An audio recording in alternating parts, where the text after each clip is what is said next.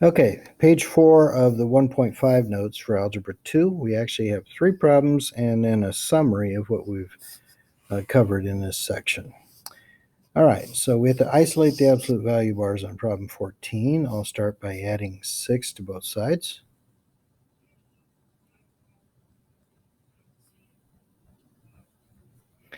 Now you can't distribute, I'll remind you of that, so we'll divide by 4 to get rid of the 4.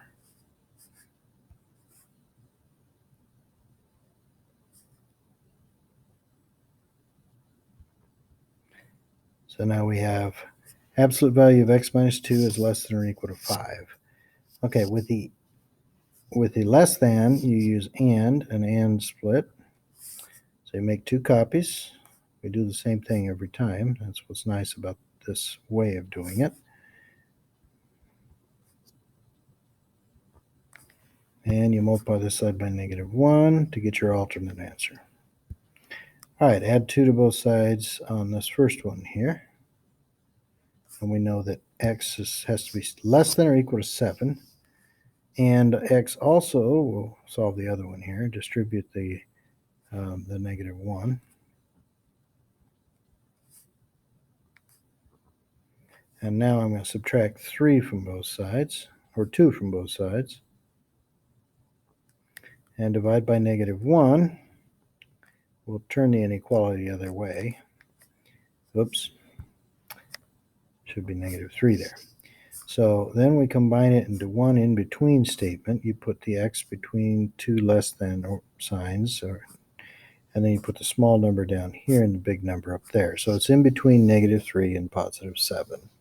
So we just graph that. Let me put 0 right there. 1, 2, 3 to the left. 1, 2, 3, 4, 5 to the right. 6, 7, 8. That should be enough. So we have a closed circle at 7 and a closed circle at -3. And we're going to shade in between. There it is. That's the graph. Millions of answers, all between -3 and +7. Okay, here's another example. I'm going to add 8 to both sides.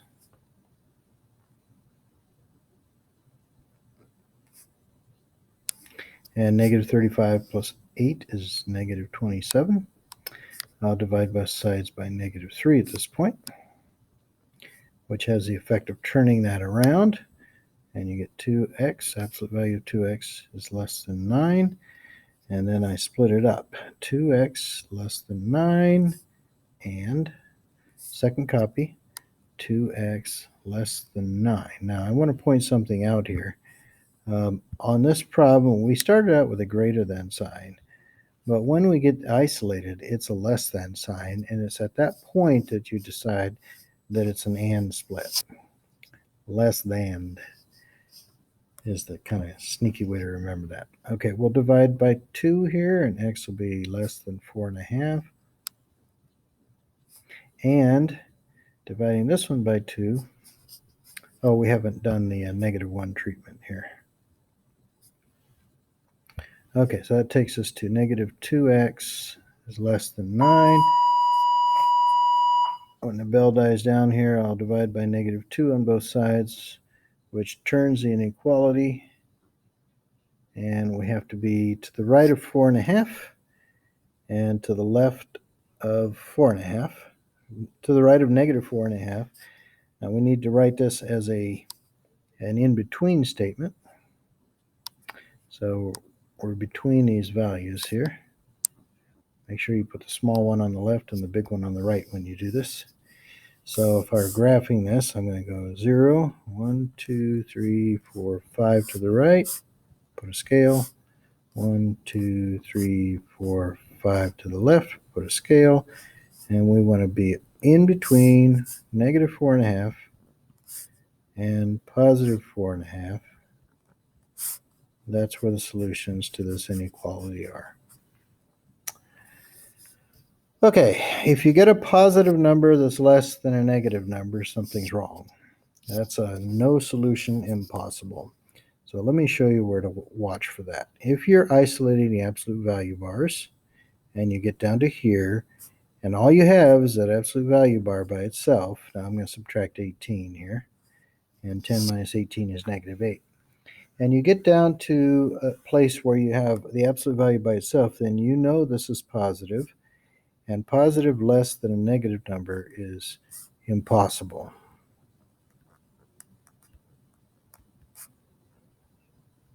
So this is one that's no solution. Okay, or you can write it like this. Maybe I should separate that from the previous problem. There's the other way to do it, and you can even do this circle with a slash through it. And then when you graph it, let me get a line in here to use as a graph. All you do is leave the graph empty. No solution. Okay, so let me summarize, and this summary was done when I used to teach it the same way as other teachers do, but I've since learned to modify it so that you make a copy and then you make another copy is how I do it now, and it works better. Students have an easier time with this than the other way of doing it. You're probably thinking, this is complicated. Well, the other way is even worse. So don't do it that way. And then I'm going to scribble out this one and show you another example of the OR split. You take your 2x minus 3 equals x minus 4, and you multiply the left-hand side by negative 1, and then you would solve this. Okay? The greater than, THAN is how it's spelled, but if you go greater than A and D there, no, I'm sorry, that's the other one. If it's, you say greater, this is the OR split, and you can see I've got OR there. Let's see. The equations here, when it's got an equal sign, you have to check them. These you don't have to check, but you have to graph. So you can see I made a copy of the first one without the bars, and I've learned that if you make a second copy, also without the bars, and multiply the left by negative 1, like that, you'll end up with the alternate answer. Then there's less than, and if you say less than, you'll get the idea that you need the and. So there should be an and here. And these have to split up just like we did, and then they have to combine again later into an in-between statement, and you see it there. And these also split up. I didn't show it here, but they recombine into an in-between statement, and you would just do it at the end. So you use and in the middle. You split it up just like you did before.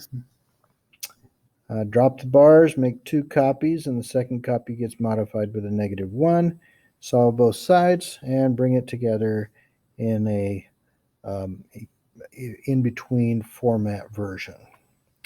Okay, so that's the end of these notes, and I hope you do okay on this. This is a really tough little lesson.